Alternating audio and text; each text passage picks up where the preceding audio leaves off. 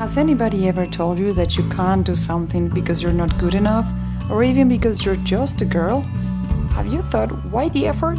Well, then please let me introduce you a wonderful girl who was way stronger than those opinions and became one of the biggest stars of sports, worldwide, ever. Her name is Mildred Didrikson Zaharias. Would you believe me if I tell you she was considered a supergirl? A real one. Babe was a world champion athlete who excelled at almost everything she tried. She was named Woman Athlete of the Half Century for her skills in basketball, track and field, and golf. She broke the accepted models of femininity in her time. So how did this happen? Mildred was born in Texas in 1911. Her parents were immigrants from Norway, and she had 6 siblings. And before she turned 20, results started to show. Hey, but what was happening in our world back then? Well, the Great Depression had started and lasted through much of the 30s. That meant millions of families were poor because people couldn't find a job. A Second World War was about to start, led by very bad guys.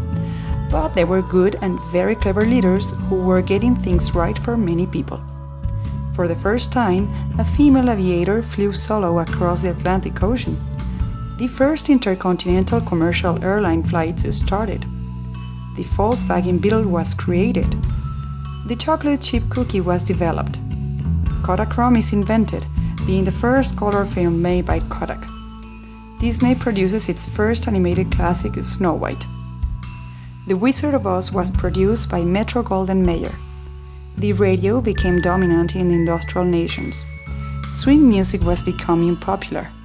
The first FIFA World Cup was held in Uruguay, 1930. So how was it for Mildred? Not too well. In the 30s, the roles of men and women varied greatly. Women had fewer rights than men. Some universities and colleges even refused to accept women. Men were considered the only intellectuals and the ones making money. Women were always expected to look pretty, take care of their husband, their children, and cook. As an adolescent, Mildred worked at many part-time jobs, including sewing gunny sacks. She was fast with the typewriter machine. Competitive as she was, she could type 86 words a minute.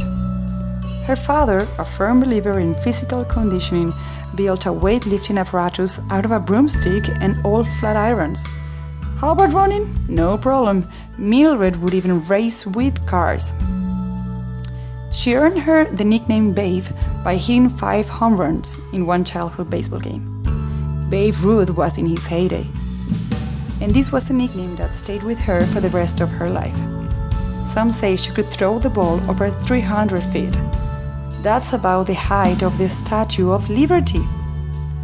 At 15, Babe was a high-scoring forward on the girls' basketball team at her high school. Later, she was playing for her employer's basketball team, winning 2 national championships, being an All-American forward. Didrickson soon turned her attention to track and field. She was 20 when she won first place in 8 events and was second in the 9th. In 1932, Babe went to the Olympics. Women were allowed to enter only 3 events, but she broke 4 world records. She won the javelin throw and won the 80-meter hurdles, twice breaking the world record. She made a world record high jump, but the jump was disallowed and she was awarded second place. Not everybody was happy, especially men.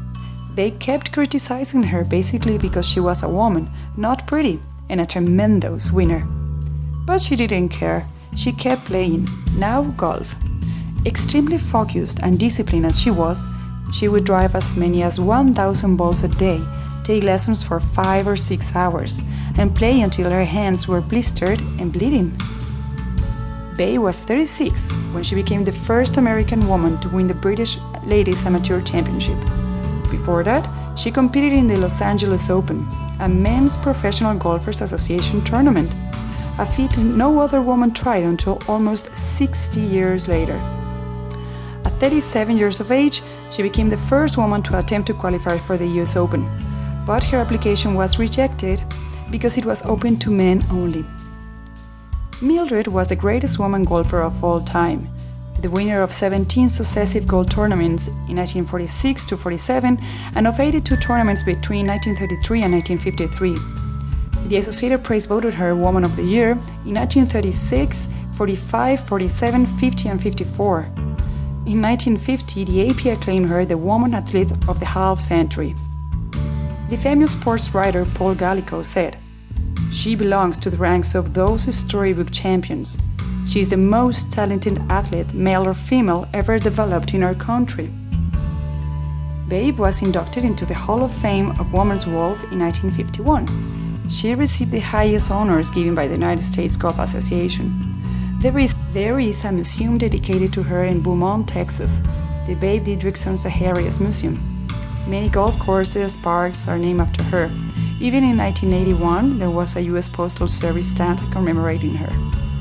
How could she do all of that? We would ask. She had a competitive spirit, unshakable will to win, patience, strength of character expressed in her willingness to practice endlessly, and constant hard work. Often she would say, "My main idea in any competition always has been to go out with everything I've got.